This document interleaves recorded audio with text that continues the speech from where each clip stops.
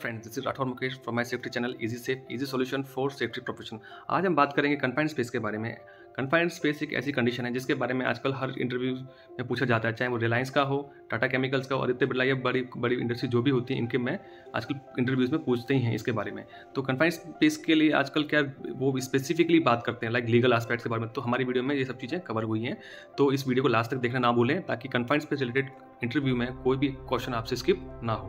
पहले हम बात करते हैं कन्फाइंड स्पेस होता क्या है। कन्फाइंड स्पेस एक ऐसी जगह होती है जहाँ पे आने जाने की एंट्री सिंगल होती है और वहाँ पे कोई गैसेस एक्सपोजर हो सकता है, ऑक्सीजन की डेफिशिएंसी हो सकती है। फिर इसके एग्जांपल्स में क्या क्या आता है कन्फाइंड स्पेस के एग्जांपल्स में, like tank, vessel, silo, storage bins, hopper, vault, pits, manhole, tunnel, equipment, housing, duct work, pipeline etcetera. अब अगर हम इन एरिया में काम करते हैं तो इसके कन्फाइंड स्पेस कहलाता है। फिर आता है कन्फाइंड स्पेस का परमिट हमको लेना पड़ता है इसके लिए।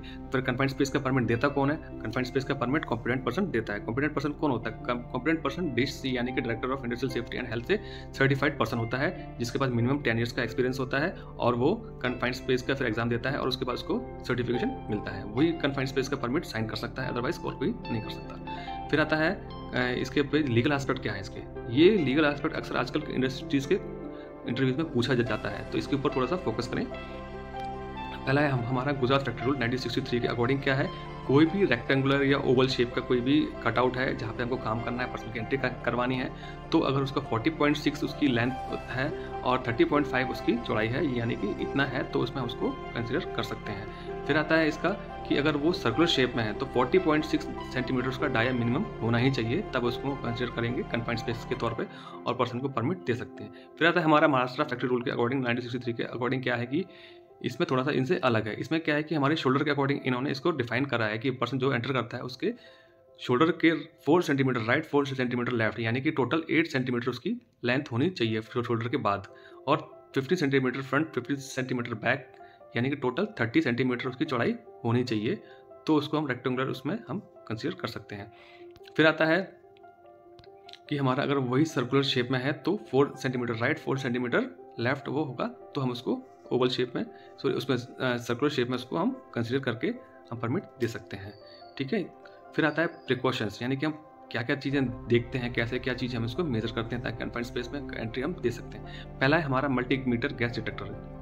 तो इसमें क्या होता है, मल्टीमीटर गैस डिटेक्टर जो होता है ये इसमें LEL यानी lower explosive limit and upper explosive limit और वोलेटाइल ऑर्गेनिक कंपाउंड, इसका एक्सपोजर जो भी होता है उस एरिया में इससे हम मेजर कर सकते हैं और उसके अकॉर्डिंग जो भी प्रिकॉशन हमको लेनी है उसी के अकॉर्डिंग हम लेते हैं। फिर आता है हमारा CO गैस डिटेक्टर, यानी कि कार्बन मोनोऑक्साइड गैस। इसमें अगर हम कन्फाइंड स्पेस में कोई भी हॉट जॉब करते हैं, तो लाइक वेल्डिंग की जॉब करते हैं, तो उस केस में अक्सर क्या होता है कि कार्बन मोनोऑक्साइड गैस जनरेट होती है, तो उस केस में हम इसको चेक करके उसके अकॉर्डिंग प्रिकॉशन ले सकते हैं। फिर आता है हमारा ऑक्सीजन डिटेक्टर। ऑक्सीजन डिटेक्टर से हम ऑक्सीजन की प्रेजेंस वहाँ पे उस एनवायरनमेंट में चेक कर सकते हैं, और ये एज पर फैक्ट्री एक्ट 1948 क्या होता है कि 19.5 से 23.5% इसकी होनी ही चाहिए, जो कि इंटरव्यू का क्वेश्चन भी है। फिर है हमारा जो हम उसमें देखने के लिए लैंप यूज़ करते हैं, उसका 24 वोल्ट की DC लैंप होनी चाहिए। अगर DC लैंप नहीं है तो उसके इसमें flame proof AC lamp use करनी होती है 24 वोल्ट की।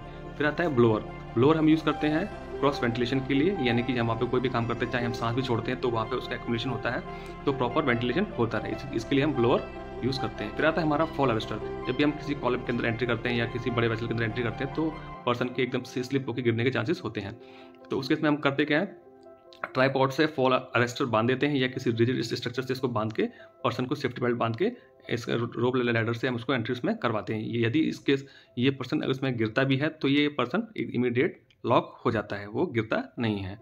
ठीक है। फिर आता है रोप लैडर। हम ऐसे उन एरियाज़ में जहाँ पे कि कोई भी गैसेस अगर होती है या कुछ ऐसा कुछ होता है जहाँ पे उसके स्टैटिक चार्ज जनरेट होने से आग लगने के चांसेस होते हैं, तो उसके हम रोप लैडर हम इजीली यूज़ कर सकते हैं।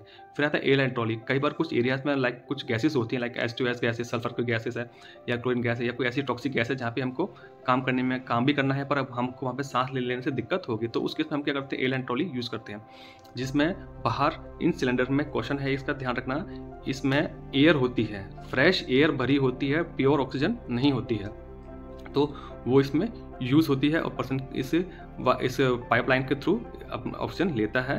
ठीक है।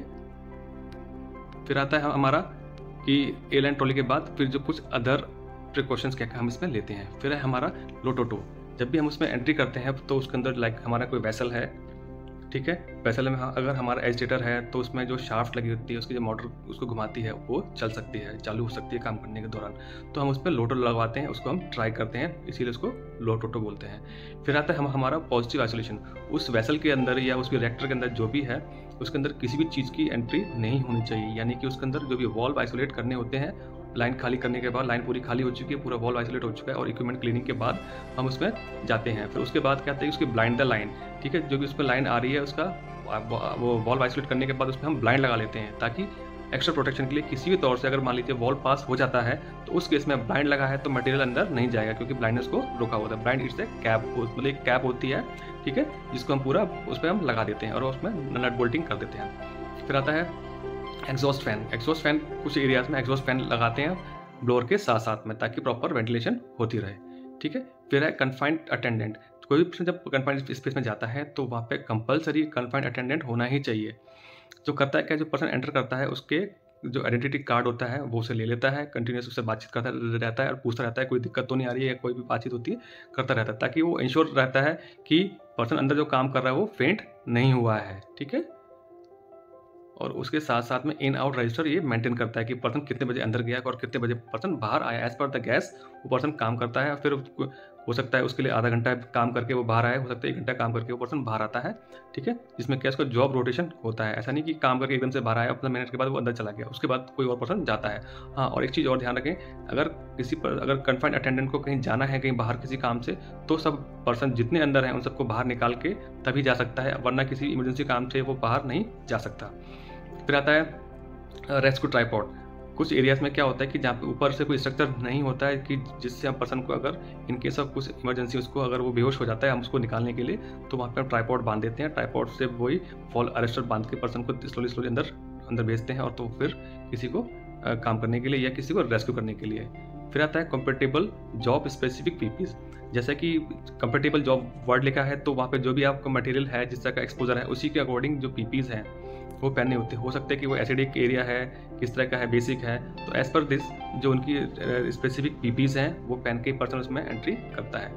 आई होप आपके सभी क्वेश्चन का मैंने जवाब दे दिया होगा, और इन सब की तैयारी करके आप किसी भी इंटरव्यू में बैठेंगे तो आप सक्सेसफुली इसका आंसर दे पाएंगे। और फिर भी आपके मन में कोई सवाल है तो हमारे कमेंट सेक्शन में जाके उसको कमेंट करें, आपको उसका जवाब मिलेगा। और हमारी वीडियो को, आने वाली वीडियो को देखने के लिए, जानने के लिए हमारे बेल आइकन को दबाएं, सब्सक्राइब करें, ताकि आने वाली जो कोई भी वीडियो है आपको टाइम से मिल जाए। Thank you.